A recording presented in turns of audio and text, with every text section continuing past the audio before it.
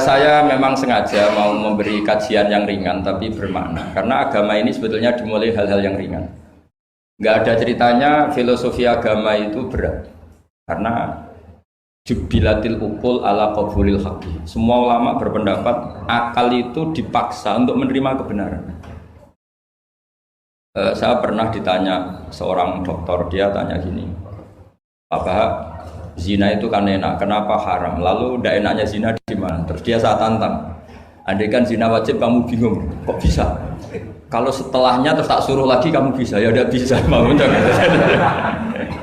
Akhirnya dia mikir ya, kalau wajib malah bingung harus mengumpulkan uang untuk murder, dan kalau dia senang seseorang tidak harus kesampaian.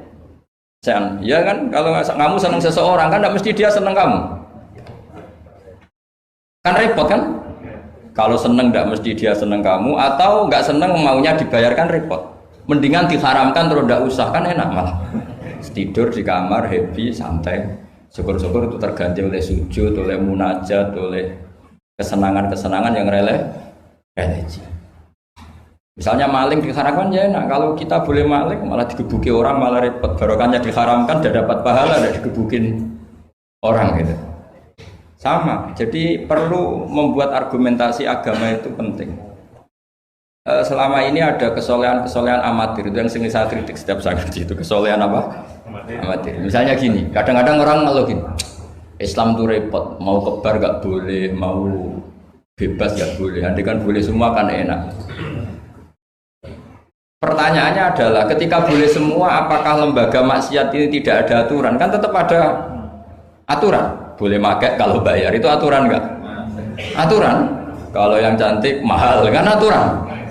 Kalau khomer atau arak yang enak mahal kan aturan. Artinya gini, di tempat yang maksiat pun banyak apa? Aturan. Kenapa aturan di tempat maksiat kamu anggap kebebasan, sementara agama ngatur kamu anggap pengekangan? Nah, ini namanya soleh amatir apa? Soleh amatir itu yang latihan soleh. Tapi kalau solehnya sudah lama, kayak saya ini masuk soleh sudah lama, tidak tahu saya. Dari Gus Bak Syukur yang nggak seneng namanya akan komentari ujub, ya sudahlah itu biasa manusia seperti itu. Seperti sama merengut, yang senang akan bilang pemikir serius, yang nggak seneng kok merengut aja. Orang ita itu ya gitu, yang seneng bilang wah itu sibuk ngalor ngidul, yang nggak seneng kan bilang wah ita itu. Jadi itu kan nggak usah dipikir lah, komentar orang itu nggak usah dipikir. Jadi ini penting saya utarakan. Sehingga saya berpikir, terutama untuk zaman akhir. Saya ulang lagi, terutama untuk zaman akhir. Saya buktikan sekian ayat. Sebenarnya saya hafal Quran, tapi ini tak bawa Qurannya supaya nanti kamu bisa nyari ayatnya. Syukur-syukur kamu bisa nyanyi saya hafal Quran, bagus ini. Kalau enggak ya kacau ya. Sekarang banyak orang bantah apa orang hafal Quran, dia sendiri nggak hafal. Saya sering di Jogja. Saya mau tanya tafsir sama jenengan, karena tafsir Kemenak itu ada kesalahan sekian 2000 itu, tak tanya, kamu apa Quran enggak? Aduh repot ini kata saya. Ini kayak Tyson tinju sama Elias Pikal gitu. Kalau kelasnya enggak sama, mati musuhnya kan.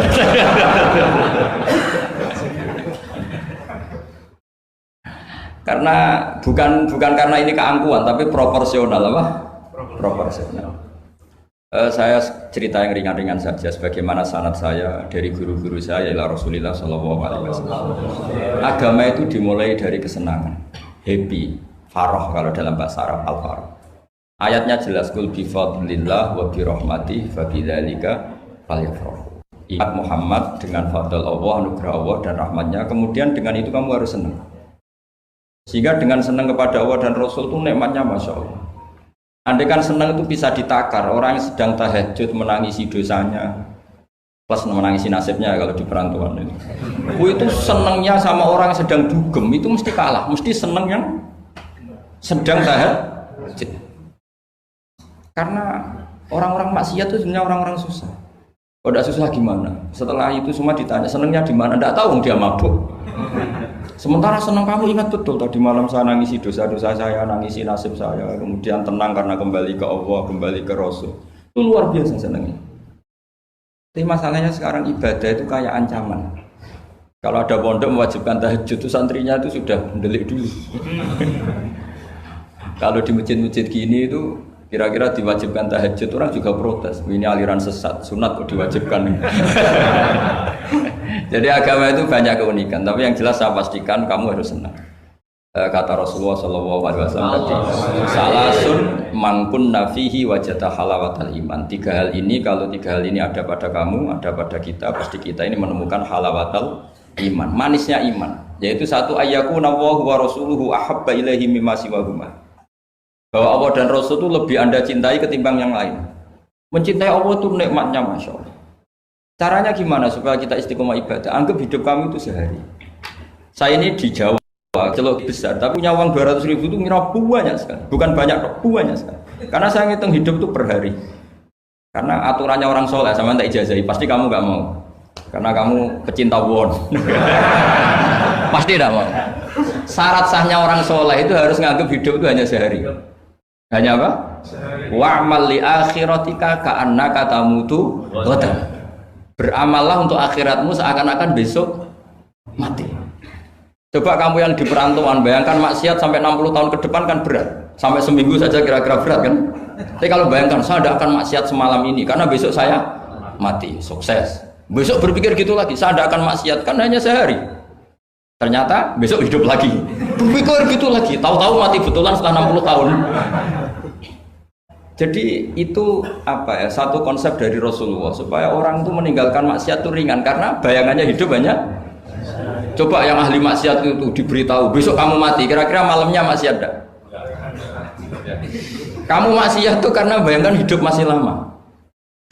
Makanya kata Quran, wahai orang-orang yang beriman, alam yakni lil ladzina amanu an takhsha qulubuhum li dzikrillah wa ma nazala minal haq. Orang-orang iman itu sudah saatnya khusyuk. Kamu jangan seperti orang-orang dulu. Orang-orang dulu fatola alaihimul amadu faqasat qulubuhum. Orang itu menjadi wangkot, menjadi keras hatinya karena merasa hidupnya itu panjang. Ini penting, ini konsep-konsep yang ada di hadis sahih. Jadi tidak perlu kamu soal ini sahih apa enggak, tak pastikan sahih. Saya ini baca hadis lama sekali. Jadi yang nyoal harus imbang. Kalau enggak kayak Tyson dengan Elias Pikal. Supaya clear, supaya jelas. Saya sering ketemu para pemikir di Jogja dan berkali-kali saya bilang harusnya diskusi itu imbang. Ini bukan karena keangkuhan tapi karena proper. Awal maksiat itu dimulai karena tidak senang tercari kesenangan dan pilihannya maksiat. Coba kalau kesenangan itu ada pada taat, itu luar biasa. Sampai Rasulullah itu menggambarkan ketaatan yang baik itu. Ada hadis yang mungkin kalau orang Jogja, orang Solo itu tidak siap karena agak priayi. Nabi pernah ngendikan, wa fi buti ahadikum shadaqah. Kamu ngeloni istri kamu itu ya sedekah. Sahabat ya tanya, ayati ahaduna syahwatahu wa walahu ajrun. Yang benar aja ya Rasulullah, masa urusan seks, urusan biologis kemudian dia dapat apa? Pahala. Nabi jawabnya ringan saja. Alaysa lawatu aha fi haramin akana alaihi wisrun. Kalau yang digauli itu istri orang atau yang enggak zaujahnya, enggak istrinya, apa dia ada dosa? Ya dosa ya Rasulullah. Fakadzalika lawatuha fi halalin kana lahu ajrnya. Begitulah kalau dia kalau salah letak haram, kalau tepat sasaran ya halal. Segampang itu ibadah itu. Jadi ngumpulin istri ibadah, nimang anak ibadah, ngaji begini ibadah meskipun enggak paham, enggak ada syaratnya paham. Yang menyenangkan dalam Islam kan gitu, ngaji itu tidak harus paham, yang penting datang pura-pura paham selesai. Bahkan saya pernah dibully oleh santri itu, ya agak kurang ajar santri itu, ya santri gak jenengan-jenengan nih, santri tua-tua gitu. Itu Gus, jenengan sama saya nanti di surganya dulu saya. Kenapa?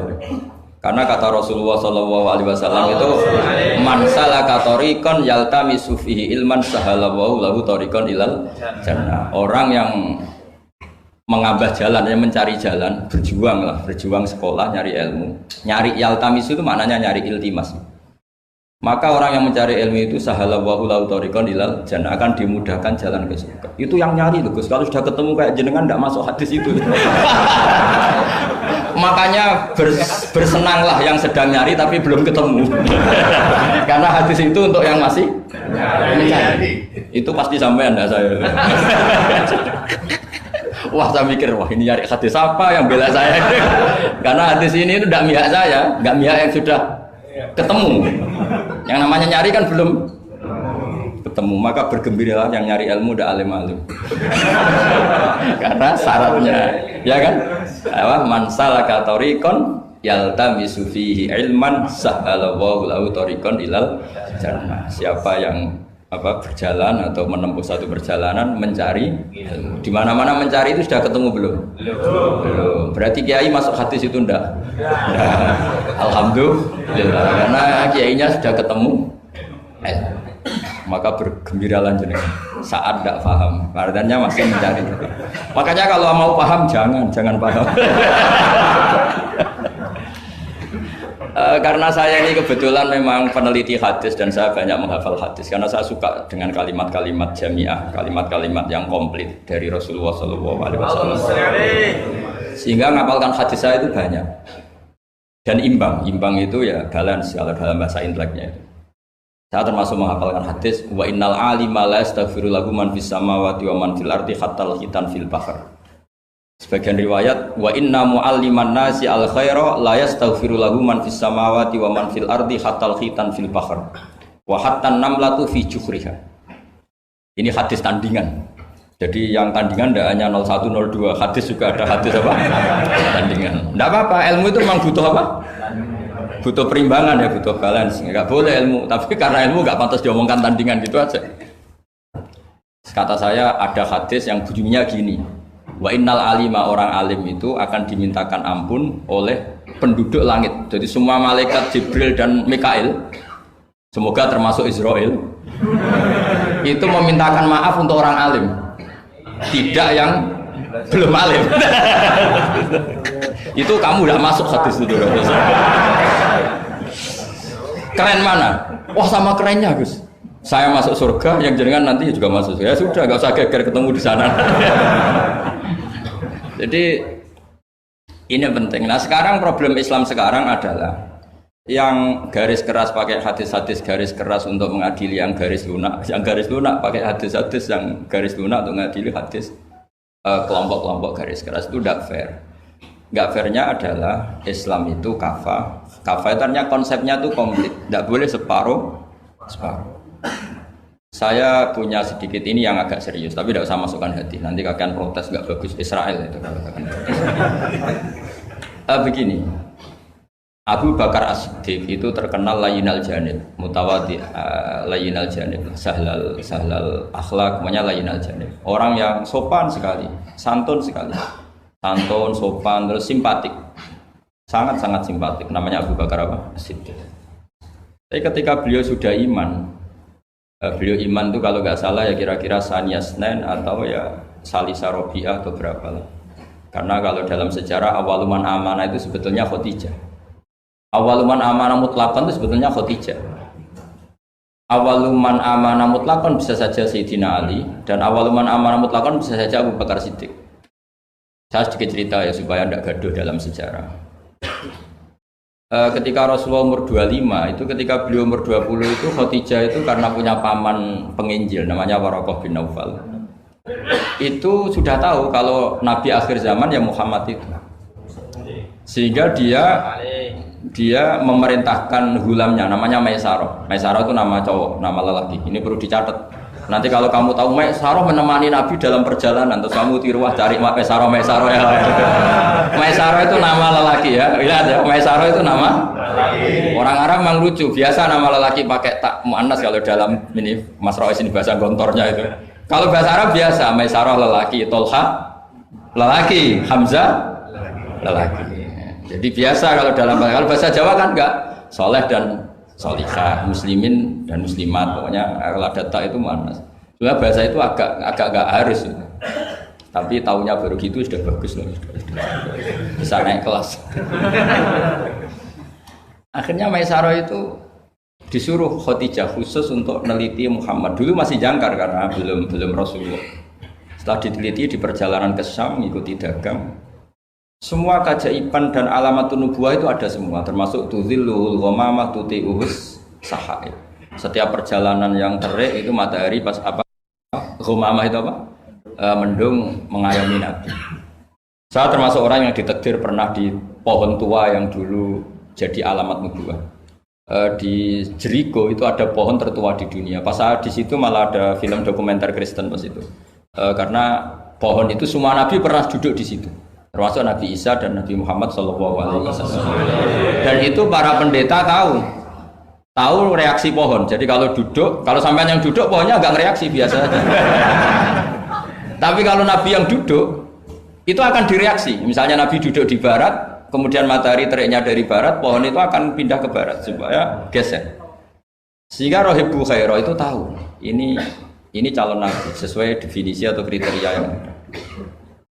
Singkat cerita, setelah Maisarah lapor sekian alamat Nabi itu diceritakan Khadijah, terus Nabi ketika umur 25 dia memantapkan diri untuk nikah sama orang yang bernama Muhammad. Tapi Khadijah itu mulai agak kecewa. Kok nggak jadi nabi, biasa-biasa saja, tetap dagang saja, nabi tetap dagang. Hanya tentu tetap punya sifat amanat, kredibilitas dijaga, semuanya terjaga. Tapi nggak ada alamat nabi yang ekstrim lah, yang jika Khadijah mulai mamang ini kapan jadi nabi ini kok gini-gini aja. Nah pas umur 40 itu nabi ngalami yatahannas itu yata'abbad alayali yadawatil adat. Kalau dalam Sahih Muslim disebutkan fakana yatahannasu fil ghar wa huwa at-ta'abbud al-layaliya dawatil. Yang dikatakan tahannus adalah menyembah Allah di gua, menyepi, kemudian beberapa hari. Terus di hadis itu juga diterangkan wa yatazawwadu lidzalik. Perlu dicatat dulu tirakannya Nabi itu ya bawa bekal. Bukan terus kelaparan 3 hari nanti fata morgana yang dilihat. Jadi ini perlu dicatat. Kadang banyak orang tirakat gak makan 40 hari, gak makan 3 hari itu malah bahaya. Karena yang dikatakan nur atau apa ternyata fata morgana karena lama tidak makan. Jadi perlu dicatat di hadis itu jelas ada kalimat wa yatazawwadu lidzalik. Ya Nabi ya normal bawa apa? Bekal. Jadi tidak lapar-lapar amal. Tapi tidak satu nampan kayak makan di atas tadi ndak ya. Kalau itu makannya orang kelaparan itu tadi. Ya tapi bagus lah, saking hormatnya sama kiai makannya banyak. Apa ngetes kiainya? Kalau banyak ada kiai ini. Tidak tahu. Motifnya apa? Tidak tahu. Motifnya tidak tahu. Tapi husnudzon wajib. Panitia tenang saja. Kiai itu wajib husnudzon. Harus baca ini ya Muhammad. Nabi begitu fatwa. Sehingga ini penting sekali karena jarang orang mengungkapkan ini. Kenapa jarang mengungkapkan? Kemungkinan satu tidak tahu. Dua, karena kadang kiai itu ya manusia, Ustadz juga manusia. Kadang-kadang dengan tanda kutip itu ya pecundang. Dia ngomong yang dicintai pasar, itu yang saya sesalkan betul. Tidak ngomong yang dibutuhkan dalam khazanah Islam. Itu saya kecewa betul. Dan semoga mereka itu tobat. Enggak boleh seperti itu. Coba kita ini Islam mulai kecil, punya kiai mulai kecil. Kadang-kadang tidak pinter-pinter. Karena ayatnya itu terus sama. Kubu sebelah misalnya dalil ayat ini, yang ini terus gitu aja. Kalau orang sunat diceritain Nabi Ibrahim sunat 80 tahun itu pakai palu, pakai apa itu kodum itu tapak langganan ya. Kalau ada orang mati ya mesti kullu nafsin dha'iqatul maut. Kalau ada orang nikah mesti faman rohiba an sunnati fahu, itu saja. Jadi umat ilmunya tidak tambah, ya sudah siapa saja yang nikah ya itu aja, yang mati ya itu aja kullu nafsin. Karena ya pasarnya seperti itu. Buat sekali-kali ada orang mati itu bilang, ayo pesta. Karena orang dolim ini sudah mati. Ngurangi beban bumi. Ngurangi beban apa? Syukurilah kematian orang fasik ini. Itu nggak disangoni sampai itu. Sudah ada disangoni, dibenci keluarganya, ya enggak? Ya daripada gitu yang umum saja kullu nafsin dha'iqatul maut. Kematian adalah mau'idhah, kafa bil mauti wa'idun. Cukup mati sebagai nasihat, ya ikut pasaran saja. Karena itu yang menghasilkan pasar. Tapi resikonya itu ilmu itu tidak tambah, apa? Tambah. Ini kritikan saya, semoga ini membantu ya supaya ustadz-ustadz itu kalau ngaji itu mikir yang dibutuhkan umat, jangan permintaan pasar, itu tidak bagus. Saya datang ke sini juga bukan karena undangan. Saya yang bilang saya tanpa diundang pun datang ke Korea karena saya ingin sujud di bumi ateis supaya nanti keren. Keren betul, sampean tuh keren betul, sujud di bumi. Wah itu pol kerennya tuh, hebat. Kalau sujud di Mekah, Medina, di Indonesia itu kan wajar. Ini sujud di bumi. Jadi kalau kamu ditanya, saksinya siapa kalau kamu sholat di Gonjong? Tawa nih yang ini. Hasan. Yang seru yang apa? Enggak yang lain yang GG. Guangju itu apa lagi? Suwon. Sama lagi.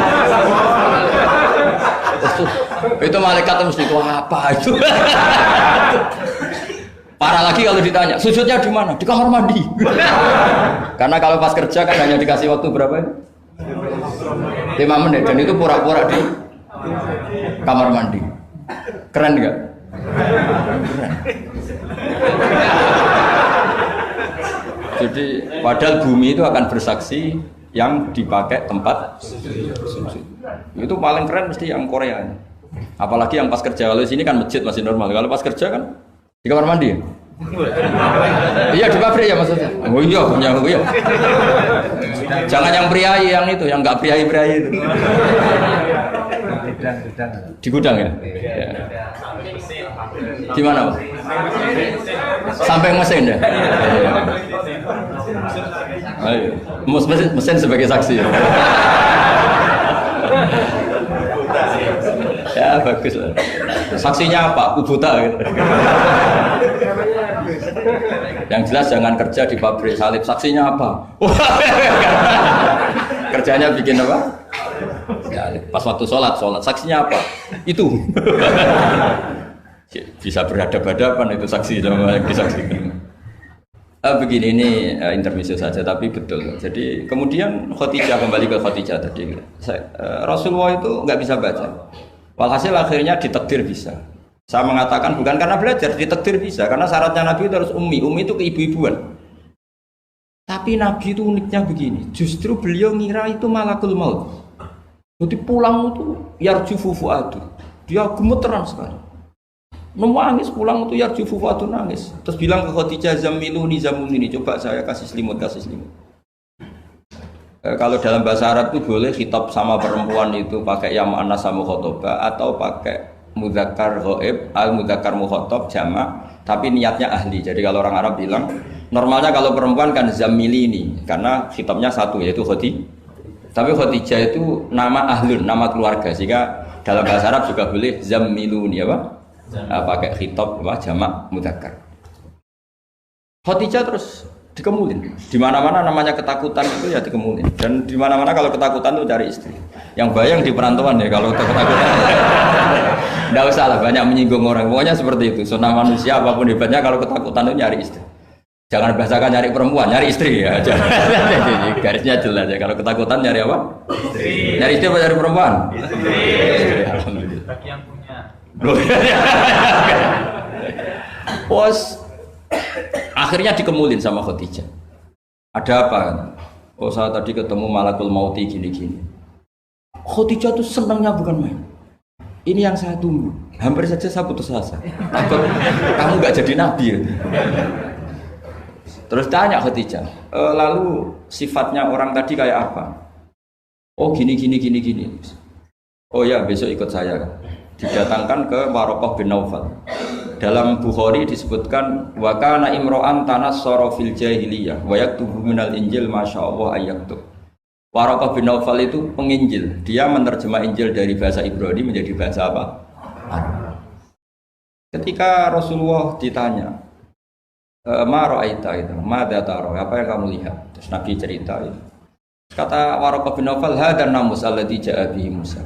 Bahasa lainnya malak itu namus. Hadan namus alladzi ja'a bihi Musa. Uniknya itu tahun awal nubuwah, ya tahun awal apa? Nubuwah. Itu uniknya Waraqah itu bilang begini.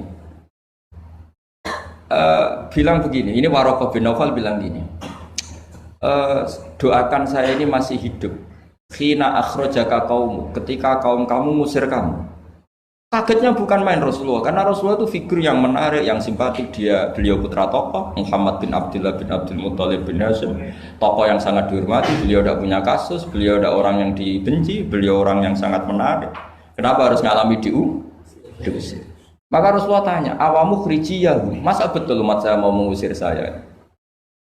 Tapi siapa? Waraqah tetap bilang, ya letani fiyajat anhina akhrajaka qaum. Doakan semoga saya ini masih kuat ketika engkau diusir kaum.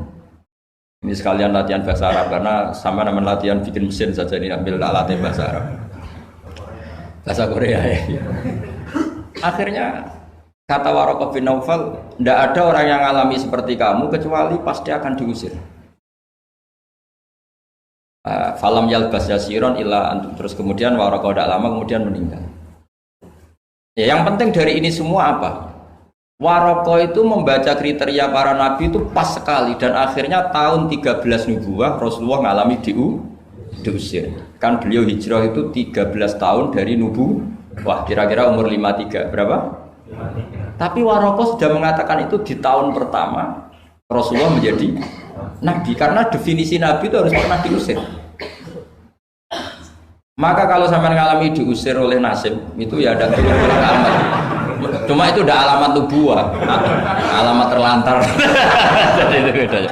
Karena yang nabi sudah ditutup, nggak ada peluang lagi. Jadi, nah, Khadijah itu masih nggak terima, padahal beliau sudah mendapat sekian alamat. Tadi tudzilluhul ghamamah tuti'u sahab, ada sekian alamat. Tesnya sudah lulus semua. Rasulullah tadi Maisarah menyaksikan apa, dinaungi oleh apa, mendung tadi, macam-macam. Khadijah itu masih dengan tanda kutip masih agak-agak beli, masih cari definisi yang ini agak absurd lah. Kata Khadijah gini, ya Muhammad, ya Rasulullah, kalau kamu kedatangan teman kamu itu, kalau bilang sohibuka, nanti cerita ke saya. Ya kata Nabi. Nabi itu lugu, nggak ngerti kalau itu dites. Ya katanya. Suatu saat Jibril datang ke Rasulullah. Ini malak, ini Jibril, ini teman saya datang. Ya Nabi kadang istilahkan Jibril itu temannya. Ini teman saya datang. Oh ya. Terus Khadijah dekat Rasulullah, pas Rasulullah agak-agak dipangku manja. Fakasyafat an auratiha, sebagian auratnya Khadijah itu dibuka. Sama enggak usah bayangkan kelihatan apanya itu. Makanya saya bilang agak absurd. Ya kira-kira pupunya saja lah yang lebih mudah. Tidak lebih dari itu, jangan macam-macam. Akhirnya terus ditanya, Khadijah tanya, temanmu masih? Enggak, lari. Hanya Khadijah ditutup lagi. Khadijah nggak tahu ada Jibril, nggak tahu. Ditutup lagi. Sekarang temanmu di mana? Oh sekarang datang lagi.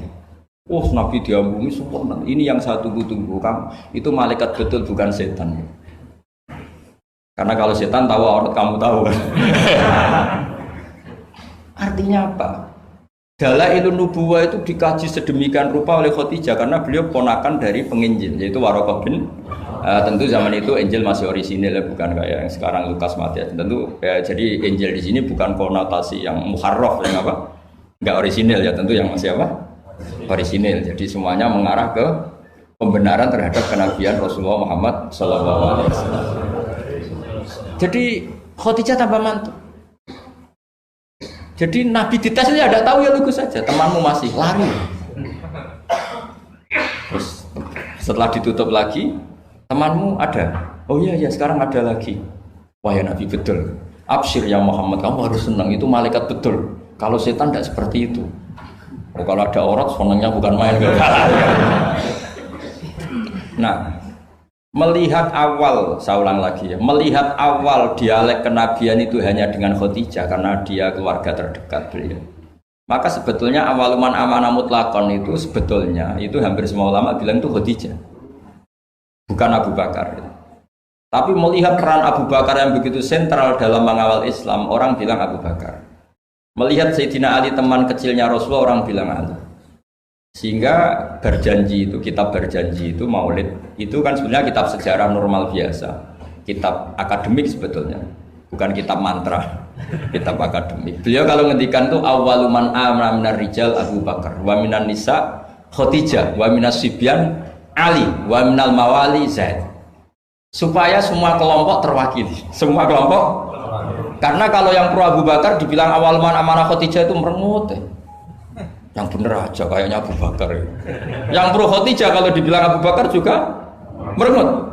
Yang pro Ali juga demikian. Akhirnya di tengah-tengah awaluman amana minar rijali Abu Bakrin, wa minan nisa Khadijah, wa minas sibyan Ali, wa minal mawali Zaid bin Harisah. Pertama orang iman dari golongan lelaki tua, rijal lelaki tua, lelaki berumur itu Abu Bakar. Dari perempuan Khadijah, dari anak kecil Ali, dari mawali budak dimerdekakan. Jadi itu sudah cara bahasa Arab itu takbir itu redaksi yang agak-agak ngeles. Jadi seperti ginilah, pendiri masjid As-Siratal Mustaqim itu siapa? Yang pertama punya ide tentu sebenarnya yang pertama, tapi kan ide tok belum terrealisasi. Nah, nanti yang pertama terrealisasi pondasi juga pertama, tapi yang benar-benar mulai dipakai Jumatan itu juga pertama lagi lah. Supaya agak sensitif kita ini harus minta pertama semua, mau tidak mau kan kita harus ngomong awaluman bana hadal masjid si'a, tapi dulu belum ada ya bana ide. Wa awaluman misalnya pembalataan batu pertama waktu al-hijarah awalan ini. Wa awaluman sing jadi imam ya ummu hadal masjid fil jum'ah ini. Lah yang sampean wa awaluman ngerameni ibu masjid. Sudah enggak apa-apa, yang penting awaluman apa? Masuk kategori awal. Nah, ini penting saya terangkan. Kembali ke Abu Bakar. Abu Bakar itu layyinal janib, orang yang sopan. Dan itu bagus, tentu sopan itu bagus. Layyinal janib bagus. Tapi masalahnya Rasulullah itu dikepung preman-preman yang ganas, yaitu Abu Lahab, Abu Jahal, Walid bin Mughirah, Wa'il bin As, semuanya preman yang ganas. Bukan sekedar kafir tapi ganas terhadap umat Islam. Mereka penyiksa-penyiksa ulung, termasuk akhirnya ada yang mati syahid, awalu syahidin fil Islam, yaitu Ammar bin Yasir. Tapi yang bapaknya bukan Ammarnya, siapa? Yasirnya, sama istrinya namanya Sumayyah. Makanya saya tadi ngaji di Masjid Ammar bin Yasir itu ngaji yang paling tidak guyon, karena masjid itu didesain untuk mengenang Ammar bin Yasir. Sumayyah disiksa sampai mati, ya Yasir juga gitu. Sampai Rasulullah ngendikan sobron ala Yasir inna mu'idakum al jannah, sudah kamu sabar, kamu pasti nanti masuk surga. Bilal disiksa, tapi Bilal akhirnya aman karena menangi, diselamatkan Abu Bakar, bahkan menangi futuhat ya. Beliau menangi apa? Fatwa apa? Saya pernah ziarah ke makam Bilal. Akhirnya apa Rasulullah? Ini kalau gini terus anak Islam orang-orang sopan tok repot. Beliau pas jalan-jalan ngerti Umar itu kalau ingin sarapan atau ingin punya uang, kalau ingin punya won itu harus tarung. Dan dia petarung yang ulung. Jadi kalau tarung itu menang, ya uangnya banyak. Barokahnya kalau tarung apa? Menangan dari gulat gitu. Akhirnya Nabi mikir, wah kalau yang Islam gini ini cocok. Karena kalau yang sopan-sopan tok ini kayaknya repot. Walhasil Nabi spontan donga, Allahumma aizal Islam bi Umar. Ya Allah, muliakan Islam ini dengan Umar. Enggak tahu apa bisa diganti aizal Islam bi Banser, enggak tahu saya. Karena kalau Banser sopan ya aneh, Banser kok sopan enggak jadi aneh. Atau pemuda Muhammadiyah kok sopan kan ya jadi aneh. Masa pengawal kok sopan? Monggo nak badhe salib. Monggo. Ya enggak pantas. Oh, steril kan. Pas pamret sopan, Pak Jokowi tidak jadi pidato karena yang salaman apa? Banyak, yang minta buku banyak. Singkat cerita, betul. Karena Nabi yang berdoa itu di sebagian tarikh menyebut doanya Senin, Kamis sudah masuk Islam. Hanya Senin, Selasa, Rabu, Kamis. Kalau kamu ya 30 tahun lah mungkin. Itu saja tidak mesti kamu. Akhirnya Umar itu Islam. Islamnya juga unik. Dia mau mencari Muhammad. Masih jangkar, kalau manggil masih jangkar, belum Rasulullah. Mana Muhammad? Lakot soba, dia sudah keluar dari agama permanen ya oleh kaum jahiliyah, yaitu agama jahiliyah. Ketemu sama temannya, apa Mar? Kamu cari Muhammad? Ngapain? Mau saya bunuh karena dia bikin agama baru. Lakot ja'a bidinin mukhdas, dia membawa agama baru. Terus kata temannya, kamu ngapain ngurusin Muhammad? Adik kamu itu sudah kata dia, urusin dulu adik kamu. Wah, masa iya? Terus akhirnya nyari Fatimah itu adiknya di rumah iparnya.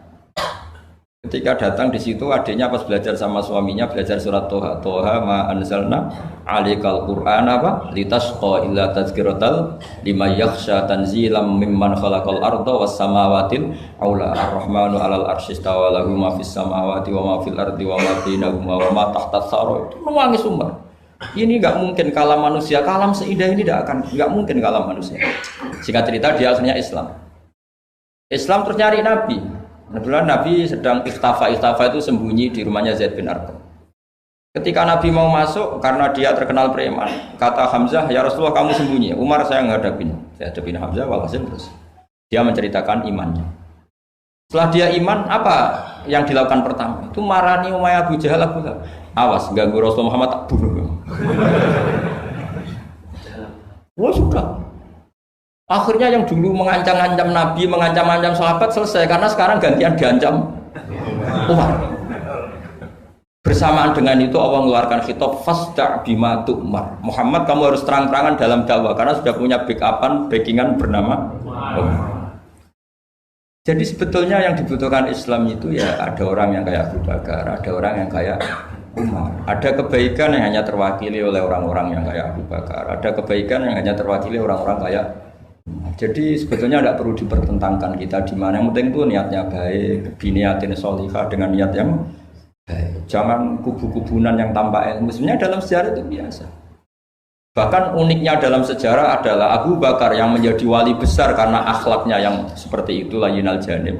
Ketika mau meninggal, itu menunjuk khalifah yang akhlaknya berlawanan dengan dia, yaitu menunjuk Umar. Kayak apa insafnya Abu Bakar? Karena beliau tahu ada sebagian kebenaran Islam yang nggak terwakili oleh orang sopan. Coba kalau ada penjahat, orang Solo atau orang Jogja, yang sopan-sopan itu, terus ada penjahat, monggo sakit sana.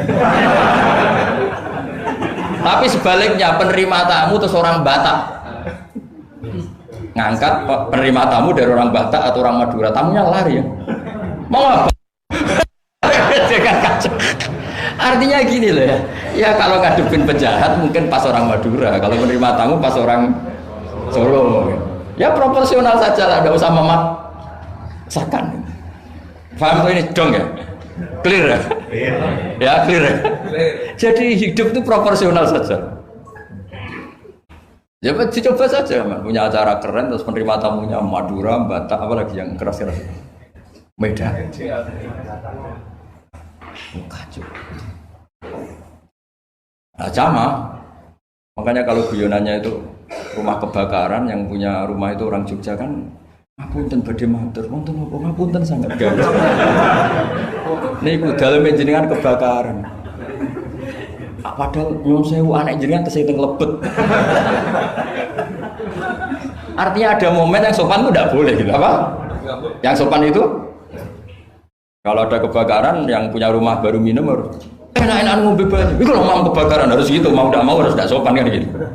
Jadi sopan ada maudeknya, enggak sopan ya ada maudeknya.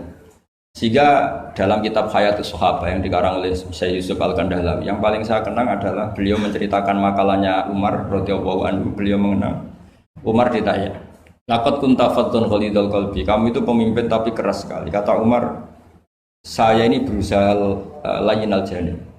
Fa wallah, laqad khasyitu fillah wa laqad khasyitu fil ghillah. Kamu tidak tahu perasaan saya. Saya ini kalau sedang halus ya istighfar sama Allah. Kalau saya sedang tegas juga istighfar sama Allah. Kamu tidak tahu perasaan saya. Itu banyak mufassiru hadal maqalah yang menafsirkan gini. Dalam makalah yang lemah lembut itu juga ada dosanya. Dalam tegas juga ada dosanya. Karena manusia tidak pernah sempurna. Saya beri contoh begini. Ini analogi yang paling gampang. Yang siapapun kalau insaf pasti paham. Pasti paham. Bukan mungkin paham tapi pasti paham. Misalnya kamu punya keponakan yang sering pacaran, itu kejakno larangan ngalor ngidul, pokoknya sering maksiat. Kemudian ada Pak D yang hildo, yang ghalid, yang keras. Pasti ponakannya nggak pernah ke situ, paling dimarahin kan gitu. Yang satu, Pak D yang satu atau Pak Ali yang satu layyinal janib, pacarnya jadak segitu ya nggak apa-apa. Paribasannya rangkul-rangkulan di situ ya nggak apa-apa. Potensinya pasti sama. Yang terlalu lunak akhirnya dianggap melegalkan, ya enggak? Yang akibatnya dianggap pelegalan. Yang keras karena tidak pernah disowani, akhirnya juga pembiaran, nggak pernah tarbiyah karena keras ini nggak pernah dia bisa menyentuh, berproses membina ponakannya. Natijahnya sama-sama pembiaran, ya enggak? Yang keras pembiaran karena nggak pernah sambung, yang lunak karena dianggap pelegalan. Jelas kan? Jelas ya? Begitu juga kondisi kita ngadepi maksiat. Yang terlalu lunak dianggap kayak gak peduli, gak apa-apa. Yang terlalu keras, gak berproses tarbiyah, gak ada fabima rahmatim minallahi linta lahum walaupun tafadzan ghalidul qalbi lan faddu min hawli. Maka lewat pertemuan ini saya ingin ya Islam itu dibawa secara mudah, secara logis, gak usah berlebihan. Ya sudah, kita ikuti ulama-ulama dulu dengan referensi-referensi dulu. Jadi ini penting sekali. Karena ayat tentang tegas ya ada, ayat tentang lunak ya ada, semuanya harus proporsional.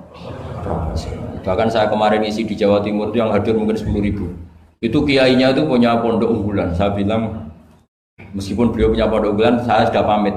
Nanti saya kritik pondok unggulan, mohon diterima. Ya Gus, siap. Jadi. Terus saya bilang begini, pondok unggulan itu ya baik, tapi ya masalah. Masa orang ngaji misalnya gini, misalnya saya bikin pondok unggulan, siswa yang saya terima sudah hafal Quran 10 juz, yang bayar 10 juta. Lalu orang miskin itu mau mondok di mana kalau aturannya seperti itu harus bayar 10 juta. Lalu yang goblok-goblok mau ngaji gimana? Harus hafal 10 juz. Makanya aneh, pabrik-pabrik aneh. Menerima yang sudah pengalaman kerja. Sudah pengalaman kerja ya tidak ngelamar, sudah punya pekerjaan. Di mana-mana nyari kerja yang belum. Aneh-aneh saja. Nah, saya kemarin ngaji di UI juga bilang gitu. Kampus-kampus itu baik karena bikin standar ini SAG, ini MA, ini doktor bagus. Tapi andaikan semuanya belajar Islam lewat kampus, masa ingin belajar Islam harus kuliah dulu? Lalu mbah-mbah kalau belajar Islam gimana? Ini barokahnya kiai-kiai yang nggak punya gelar di musola, kadang santrinya datang, kadang nggak jelas lah pokoknya. Tapi bagus, siapa saja bisa belajar kapan? Coba kalau pendidikan Islam hanya ada di kampus, mau belajar saja harus kuliah dulu. Yang tua-tua nggak bisa belajar. Coba kalau semua lembaga pendidikan itu kayak pondok-pondok besar yang pakai persyaratan, mau ngaji daftar dulu, silakan ke sekretariat. Sudah diselesaikan administrasinya. Maka bergembira kiai musola yang tidak bersertifikasi itu karena konsultan Islam sing on time setiap saat. Ya itu barokah. Apalagi santri-santri yang goblok itu barokahnya luar biasa. Betul. Saya itu punya sekian santri yang dulu teman saya, kelihatannya goblok, tapi manfaatnya luar biasa. Cuma dia kagum sama saya karena saya korban jadi konsultannya dia. Dia tuh di pedalaman Kalimantan, di tengah hutan. Ya kalau dulu mungkin oleh pemerintah disebut illegal logging, tapi dulu. Ya dia nggak nyuri, karena perasaannya orang sana ya milik wilayah, dia ikut orang sana. Terus singkat cerita, orangnya hanya kadang 20. Terus tanya, dulu nggak ada HP, Gus saya ini hanya 20 orang di tengah hutan, Jumatan enggak? Saya bilang menurut fikih Syafi'i tidak wajib kan hanya 20 dan 40, tapi kalau ini duhur ya nggak apa-apa kata saya. Enggak, Gus kalau diajak duhur nggak mau, Jumat-Jumat kok duhuran gitu. Masyarakatnya ya lucu. Oh ya nggak apa-apa Jumatan, tak carikan madhab kata saya. Saya kan kebetulan ya mengkaji al-madhabul arba'. Singkat cerita begini, natijahnya apa? Kadang kita yang pinter, yang LC, yang doktor, itu dakwah kemudian nyun sewu dengan tanda kutip mendapat honor. Sementara yang goblok kadang itu karena nggak ada tanah wakafnya, tanahnya diwakafkan, punya uang diberikan. Intinya itu kadang yang goblok menjadi pendiri masjid, kadang yang pinter mendapat bisaroh dari uang kas masjid. Artinya introspeksi saja, meskipun itu halal, soalnya meskipun itu halal, tapi kita introspeksi. Ini pentingnya selalu kita berdoa Rabbana dzalamna anfusana wa lam taghfir lana. Lo pernah nggak saya disuani orang juara MTQ terus mendapat umroh? Dia bangganya bukan main. Saya ini kiai sering ada yang suami saya bilang gini, kamu umroh saya senang. Bagaimanapun ini prestasi karena barokahnya Quran. Tapi kamu juga harus hormat sama kiai musola. Itu mulang Quran puluhan tahun tidak pernah dapat hadiah. Coba hafal Quran kemudian lanyah dan dapat hadiah umroh itu kan cara bahasa agamanya manfaatuhu maksurah. Manfaat umroh itu kan hanya untuk dia. Tapi kiai yang mulang di musola-musola ngajar 10 tahun berapa ratus orang yang bisa baca Quran karena dia tidak ada yang ngasih hadiah umroh. Kira-kira fadhoilnya, keutamaannya indallah utama mana coba? Ini minterkan orang banyak tanpa hadiah. Ini pinter dadakan lewat lomba lagi dapat umroh. Tentu kita tidak mengharamkan itu, kita respect gak masalah. Tapi kalau kumo luhur salah lawan pasti. Karena kalau kumo luhur nanti menafikan keistimewaan orang-orang yang istiqomah Jadi kita fair saja. Ini juga penting untuk syiar, ya supaya anak-anak semangat ngapalkan. Tapi jangan lupa yang sedang ngajar-ngajar yang nggak jelas tadi.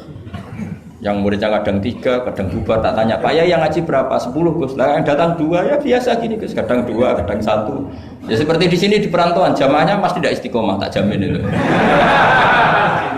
Jadi tidak usah saya tanyakan itu sudah pasti. Jadi jamaah itu nomor 2, nunggu pas nganggur liburan kan gitu kan. Jadi saya mohon beragama itu biniatin sholihah. Ijazah bapak saya ke saya itu yang berulang-ulang tadi. Sementing aku itu duwe qalbin salim. Makanya kata Allah, Zaman itu ilaman atau waha biqalbin salim. Yang selamat di hari mahsyar itu hanya satu orang yang sowan Allah biqalbin salim, dengan hati yang selamat. Hati yang selamat itu melihat kubu lain ya dengan insaf. Ya melihat yang kunut ya biasa, tidak kunut biasa, itu masalah khilafiyah biasa. Dulu itu Imam Abu Hanifah tidak pernah kunut. Jadi tidak kunut itu bukan mazhab Muhammadiyah, mazhabnya Abu Hanifah. Muhammadiyah tidak mujaddid, juga tidak mujtahid. Yang kunut juga bukan mazhab Hasyim, mazhabnya Imam Syafi'i. Itu dulu ya biasa. Imam Syafi'i itu kalau Jumatan di Masjid Abu Hanifah ya enggak kunut. Ketika ditanya 5 dalam takbir, waqad qulta bi sunniyati. Kenapa kamu tidak kunut padahal kamu berpendapat kunut itu sunnah? Jawaban Imam Syafi'i, adaban ma'hadal imam. Saya sungkan sama imam. Padahal Imam Abu Hanifah waktu itu sudah wafat, hanya makamnya. Dulu itu biasa sekali karena apa ya? Karena mereka pandangannya luas. Apa? Pandangannya luas. Ada seorang ulama ditanya, kalau ada orang kawin yang nyuwun sewu hamil di luar nikah, kemudian akhirnya nikah, bagus enggak? Saya ulang lagi, enggak usah aku tertawa, awas kalau tertawa. Ada orang hamil di luar, kemudian dinikahi sama yang menghamili, itu bagus enggak? Ada ulama yang bilang baguslah. Kan kaget ulama yang garis keras. Wah, bilang-bilang dirajam atau dipukulin kayak kira-kira kan pikirannya gitu karena suka ngadili orang ya. Ini ada di kitab Mizan Kubro. Kalau kamu nggak percaya lihat di kitab Ikhtilaful A'immah Rahmah itu. Karena cara berpikir sederhana. Terus dia punya riwayat dari Rasulullah SAW yang ngomentari seperti itu, jawabannya begini. Qad kharaja min sifahin ila nikahin. Saya ulang lagi, qad kharaja min sifahin ila nikahin. Berarti dua orang itu telah keluar dari tradisi kumpul kebo menjadi tradisi nikah. Misalnya malam ini dia masih kumpul kebo, terus paginya nikah, malamnya lagi kan sudah sah. Artinya apa? Dia keluar dari tradisi sifat, sekarang ke tradisi nikah. Artinya melihatnya masa depan saja, tidak usah lihat masa belakang. Jadi ulama ya ringan saja. Ya ada ulama yang tetap marah. Susah apa sih langsung kawin disik-disik, ngapain baru setelah itu kawin? Ya bagus supaya jadi apa ya, supaya jadi pelajaran. Ya monggo saja yang tetap keras supaya apa tanfir, kalau dalam bahasa Arab tanfir, tasna atau takbir, apa memperburukan yang memang tapi yang ini juga bagus, sudah kadung ya sudah, sekarang dia mau tobat ya dikomentari saja qad kharaja min sifahin ila. Ini penting saya utarakan, jadi nanti mungkin saya ada 1-2 pertanyaan, 2 saja loh, saya capek ini karena yang belas pertanyaan jangan keluar. Saya ulang lagi, pertanyaan jangan keluar. Terus yang ringan-ringan saja, karena agama ini dibangun dengan keringanan. Tadi yuridu bikumul yusra wala yuridu bikumul usra. Dan kalau pertanyaannya ekstrim itu nanti rusak. Kata Rasulullah, innama ahlakal ladzina min qablikum kasratu masailihim. Dulu orang rusak itu karena banyak tanya. Karena nanti kalau Allah ditanya itu mesti tersinggung. Karena apa ya? Orang tanya itu tadi mengkritisi perintah. Sampean tahu kenapa malaikat dimarahin Allah? Gara-gara apa? Tanya. Ya tak ceritani sedikit ya. Allah kan memaklumatkan ke alam langit, inni ja'ilun fil ardi khalifah. Saya putuskan bahwa manusia ini jadi khalifah fil ard. Malaikat langsung tanya apa? Qalu ataj'alu fiha may yufsidu fiha wa yasfiku. Yang benar saja ya Allah, tolong dievaluasi. Manusia itu kan potensi yang rusak. Yufsidu itu fi'il mudhari', berarti mustakbal. Cara terjemahan bebasnya manusia itu berpotensi merusak. Wa yasfiku dima, dan berpotensi mengalirkan darah. Betul hanya tanya, tapi artinya kan gini, ya Allah, kali ini kayaknya tidak pas keputusan kau ini. Tolonglah Deva. Makanya Allah marah, qala inni a'lamu ma la ta'lamun. Apa menang? Karena tanya ini. Makanya syaratnya Nabi itu harus ummi. Enggak boleh intelektual jadi Nabi. Bahaya itu. Misalnya intelektual jadi Nabi, kok ketemu malaikat di Gua Hira, kenapa di sini, kenapa tidak di mall saja? Jadi repot nanti. Karena semua disoal secara intelektual. Makanya saya syukur sama Anda jadi Nabi dan tidak akan jadi Nabi. Nah, inteleknya itu. Jadi ini penting saya utarakan, karena sekarang itu agama mau dicerdasin, ngajinya agak gelem tapi mau kritis. Itu bahaya betul. Makanya innama ahlakal ladzina min qablikum kasratu masa ilim, karena banyak pertanyaan. Ya bahaya betul. Masa Allah dievaluasi? Apa? Makanya saya termasuk gak senang ketika ada sholat gini peregangan apa pernapasan, terus kalau sujud apa saya tidak senang. Saya senang saya gini, nanti sholat lama-lama fungsinya kayak senam yoga. Gini saja, semua yang diperintahkan Allah pasti ada hikmahnya, saya yakin ada hikmahnya. Tapi tidak usah hikmah ini jadi tujuan. Kalau nanti jadi tujuan, terus orang bilang gini, itu sholat terus sakit, yang nggak sholat sehat, habis kamu. Ya kan? Tapi kalau ada orang tahu hikmahnya gini untuk apa, narik nafas atau apa, yang gini, ya monggo lah sauni-unimu, ya nggak apa-apa lah seperti itu. Tapi kalau jadi tujuan, jadi ya sudah, yang benar sholat itu apa? Sholat itu bukti ketundukan sama Allah Subhanahu wa ta'ala. Wasjud waqtarib, kalau berani sujud berarti insya Allah dekat sama Allah, karena itu bentuk tawaduk, bentuk tadzallul, bentuk ubudiyah. Fadkhuli fi ibadi wadkhuli. Lalu kok terus dianalisis ini fungsinya gini, wah repot. Lah nanti kalau ada senam yoga tandingannya lebih efektif? Saya jantungan, sujud kok nggak ngefek, tapi setelah ikut yoga kok ngefek.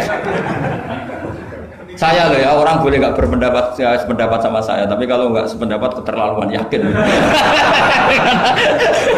Karena dari saya jelas yang namanya wasjud ya Pak, udah ada di hadis di Quran, wasjud wa tashu, atau sujud dan kamu menjadi nggak ada yang ada ya wasjud. Saya kira demikian. Assalamualaikum warahmatullahi wabarakatuh. Apa langsung selesai aja? Ya. Masalah keimanan. Tanya apa ngeluh? Kalau tanya boleh ya gimana? Masalah keimanan tentang qada dan qadar. Oh ya. Kalau qada dan qadar itu kita sudah ditentukan oleh Allah, kenapa masih dimintai pertanggungjawaban nanti di akhirat? Oh ya. Betul.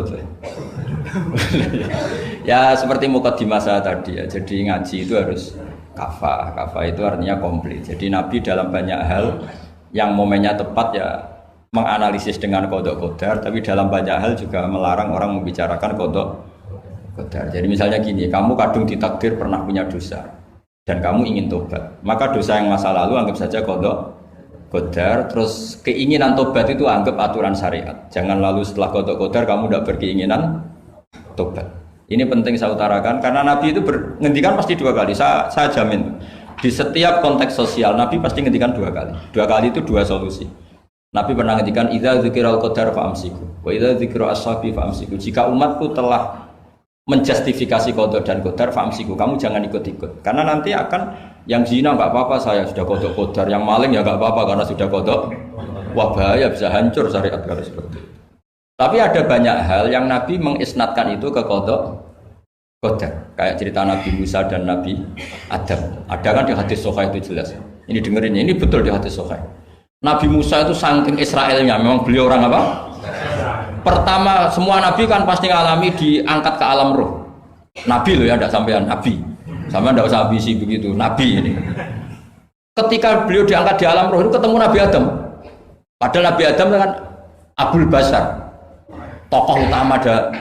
Pertama ketemu langsung ngomong gini, anta Adam, kamu betul yang namanya Adam? Ya saya Adam.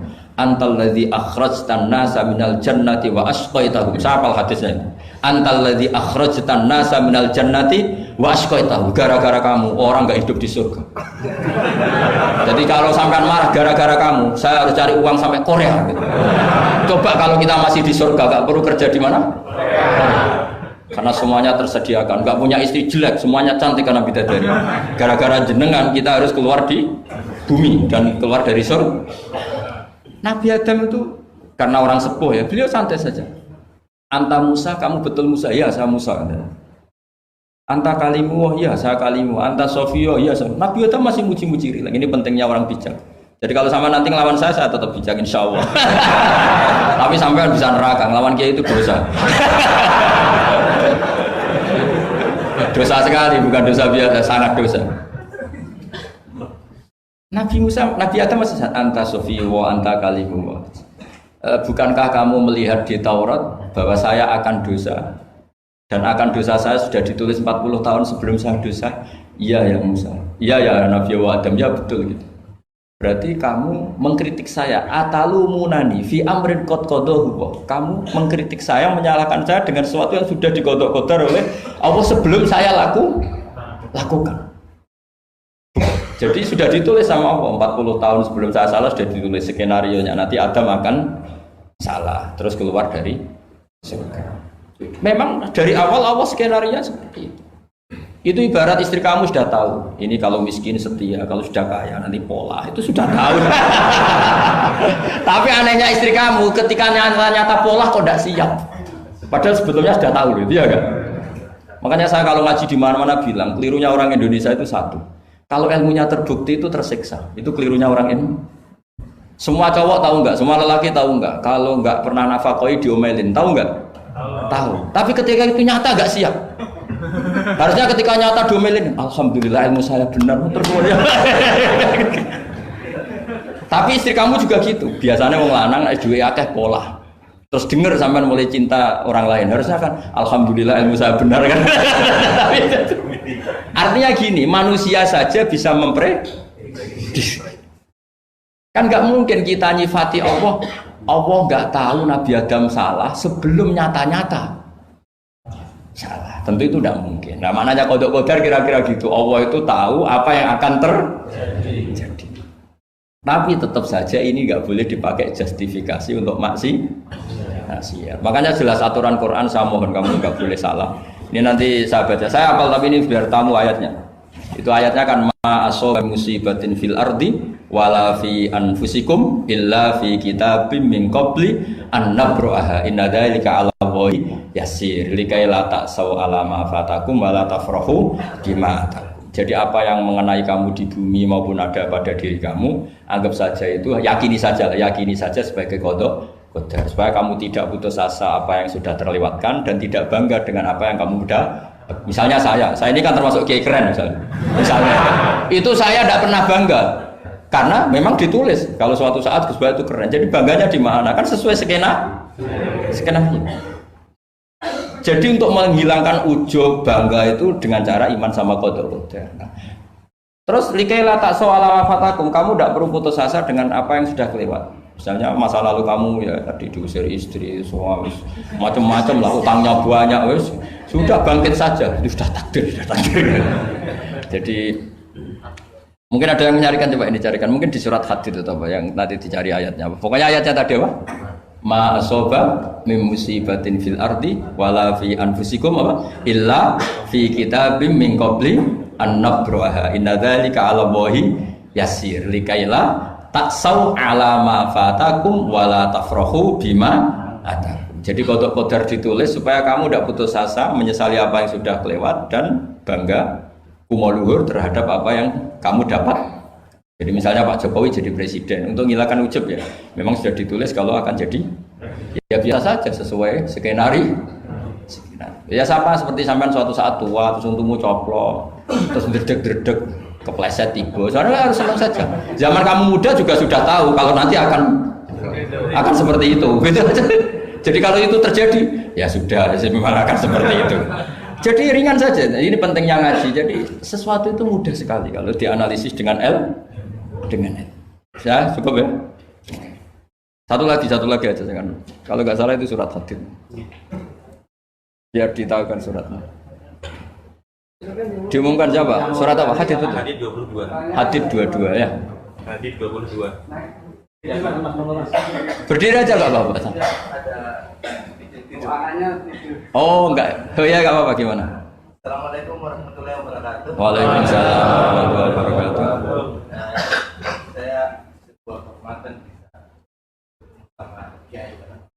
Ya. Sebenarnya saya baru kenal Kiai itu 3 minggu yang lalu lewat YouTube.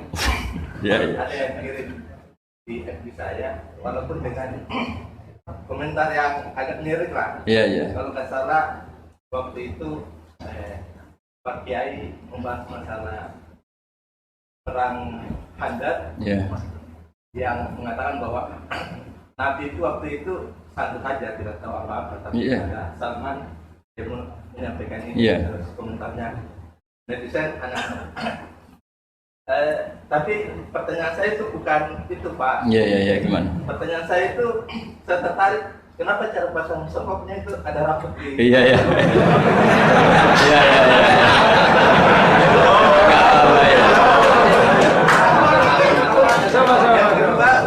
Yang kedua, ini sebenarnya hal umum. Saya bukan ahli Al-Quran, tapi ada ayat yang mengatakan bahwa sampaikanlah dari aku, meskipun satu ayat itu enggak. Walaupun itu cuma satu ayat. Dari aku balighu anni walau ayat. Yang itu menurut saya menjadi dengan dunia medsos saat ini, orang yang betul-betul mungkin bukan cuma sekedar satu ayat, cuma satu kata, itu di broadcast yang mungkin memacu perdebatan. Makanya ini begini, namanya siapa? Sulaiman. Begini aja, ini saya jawab. Tapi ini ringan, sama relax saja, santai. Jadi memang tradisi ulama sama masyarakat itu beda. Jadi kalau Nabi dikatakan tidak tahu dalam konteks tertentu itu malah madh. Madh itu memuji. Karena tadi syaratnya Nabi harus ummi. Ummi itu kan keibu-ibuan. Jadi kalau Nabi tahu itu nanti seakan-akan dia itu dikawal oleh ilmunya, padahal Nabi itu dikawal oleh nubuah. Ini bedanya Nabi sama ndak. Jadi Nabi di Quran itu biasa ada kata makun tatadri mal kitabu walal iman. Terjemahnya kan kamu tidak tahu. Kanjeng Nabi biasa didhawuhi Allah makun tatadri mal kitabu walal iman. Kamu itu tidak tahu apa itu kitab. Tapi itu sifat madh. Sifat apa? Madh. Madh itu memuji. Kenapa itu jadi pujian? Karena Nabi kalau sudah tahu urusan sesuatu nanti jadi ilmu tandingan menandingi wahyu. Lah mungkin netizen nyuwun sewu, bukannya ngeritik, bukannya apa, mungkin nggak paham tradisi ulama itu. Jadi kalau ulama bilang Nabi itu tidak tahu, itu bukan sifat dzam tapi sifat madh, memuji. Di Quran banyak kalimat makun tatadri mal kitabu walal iman. Makanya Nabi ketika disuruh baca Iqra ya Muhammad, jawabnya gimana? Saya tidak bisa baca, tapi bukan sifat buruk, justru bagus. Kalau Nabi bisa baca, ilmunya nanti dikira beliau belajar dari buku-buku, dan itu dia jadi Nabi. Wah, itu memang bacanya banyak. Clear ya ini ya, supaya nggak salah paham. Jadi dikatakan tidak tahu kalau Nabi itu bagus, madh. Nggak bisa baca juga madh, sifat pujian. Kalau kamu tidak bisa baca, buruk sekali. Itu jelas. Ya kan, tahu semua kan, ketika Nabi disuruh baca bilang apa? Saya tidak bisa baca, tapi itu bagus. Karena semuanya biar karena wah. Ya, soal gaya peci saya ini Islam khas ya, khas ini. Nah, yang ini yang penting, yang pertanyaan sampean terakhir balighu anni walau aja. Memang ini semenjak dunia medsos memang dengan tanda kutip agak kecelakaan. Mengutip kutipan tokoh atau apa hanya sepotong-potong itu bahaya. Bahayanya begini, itu bukan hanya karena yang ngendikan tokoh. Meskipun Quran kalau wakafnya salah itu ya bahaya. Coba misalnya begini, ada orang wakaf di depan orang yang paham bahasa Arab. Inna Allaha la yastahi, terus wakaf ya Pak. Terjemahnya gimana? Allah tidak punya rasa malu. Sehingga di ilmu Quran itu diaturkan ada wakaf yang haram, yaitu wakaf yang rusak makna. Harus diteruskan innallaha la yastahi ayyadriba masalam ma ba'u. Allah tidak malu bikin perumpamaan sekecil apapun makhluk itu. Misalnya buat perumpamaan dengan nyamuk. Coba kalau bacanya satu ayat terpotong. Innallaha la yastahi, Allah tidak malu. Bayangkan didengar orang yang paham bahasa Arab. Jadi problem kita adalah kadang ngutip kiai ya gitu. Jadi apa ya tadi belum mendengarin kompletnya ngaji. Jadi kalau ada ulama bilang Nabi tidak tahu itu sebenarnya madh itu ngelem karena memang begitu. Makanya Allah bilang apa? Ma kunta tadri mal kitabu walal iman. Muhammad kamu tidak tahu apa yang maknanya kitab, maknanya iman. Tapi nggak tahu ini untuk Nabi kelebihan karena kalau Nabi tahu dulu berarti ilmunya sebagian diserap dari Taurat dan Injil, dari yang macam-macam. Makanya dulu orang kafir kalau ngeritik Nabi kan walaqad na'lamu annahu yaquluna innama yu'allimuhu basar. Muhammad pinter macam pernah belajar. Terus Allah menjawab Muhammad itu enggak pernah belajar, bahkan baca saja tidak. Jadi kalau Nabi dikatakan enggak bisa baca, enggak tahu itu madh. Saya ulang lagi untuk Nabi itu madh. Sehingga semua yang dilakukan Nabi in huwa illa wahyu yuha, semua hanya berdasar wahyu. Ini bedanya Nabi dengan selain Nabi. Makanya Nabi itu nggak pernah baca, nggak boleh memang. Karena tadi pasti ini jadi ilmu tandingan. Itu bahaya kalau untuk Nabi, supaya semuanya orisinal dari Allah. Nabi itu sama Allah dikosongkan, semuanya kosong. Semuanya dari ilmu yang diwahyukan oleh Allah Subhanahu wa Ta'ala, jelasnya. Jadi baliwani walau ayat itu saya mohon, maksudnya itu ayat itu bukan ayat satu Quran potongan, enggak. Ayat yang muhkamah, yang utuh. Tapi kalau satu potongan ya enggak boleh. Tadi misalnya dipotong apa inna woha layak tadi kan kayak. Makanya di bab ilmu tajwid kan diterangkan wa ba'da tajwidika lil hurufi la budda mim ma'rifatil wuqufi. Setelah kamu tahu tajwid ikhfa idzar idgham, kamu harus mengenal ilmu waqaf. Karena sekali salah waqaf itu ya gitu Mas Sulaiman ya. Assalamualaikum warahmatullahi wabarakatuh. Jika video ini bermanfaat, silakan like, share, comment, and subscribe. Salam penyejuk jiwa.